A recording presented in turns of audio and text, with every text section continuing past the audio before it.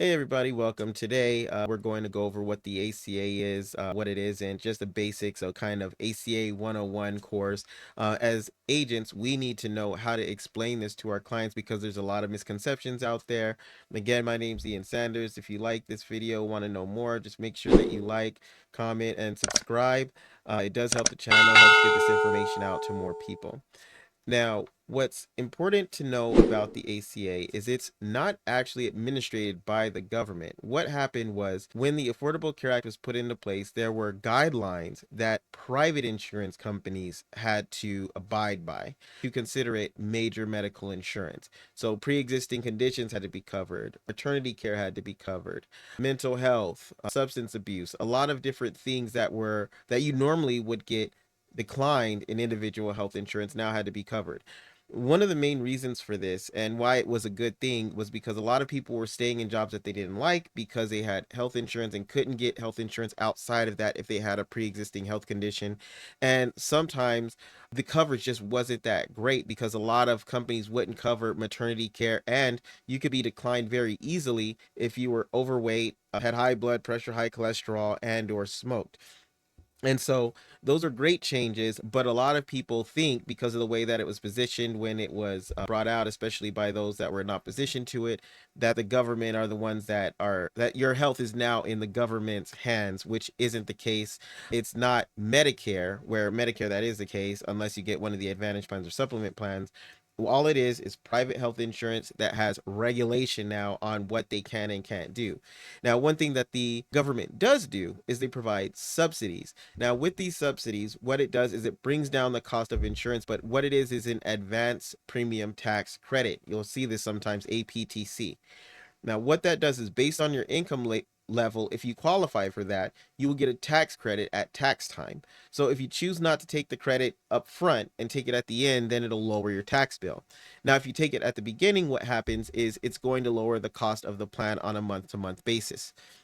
Now, that's great unless during the application you understate your income level.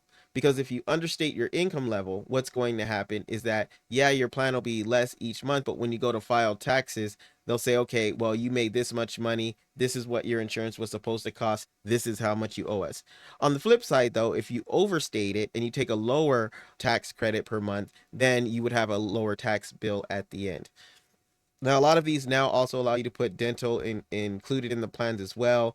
They have all the major carriers, your Blue Cross, Aetna, Cigna, depending on what state you're in. There's Ambetter and a few others. But the main thing to keep in mind is that it's not a government plan. They're all individual plans. They can be really expensive, though, if you don't have the subsidy. So it's more, I would say, for lower income families, or if you're an affluent person, you make quite a bit of money, but you have some medical issues that'll keep you from getting anything else, and you do need constant care, then it works well for that. Now, the great thing about these plans too is you can put them together with supplements, which will take care of some of those higher out-of-pocket maximums, because they do still have deductibles, they still do have co-insurance, they do still have out-of-pocket maximums, and what those are going to vary from plan to plan. So the other and the final thing that we'll go through is there's different levels of coverage too. They have bronze, they have extended or expanded bronze, they have silver, they have gold plans.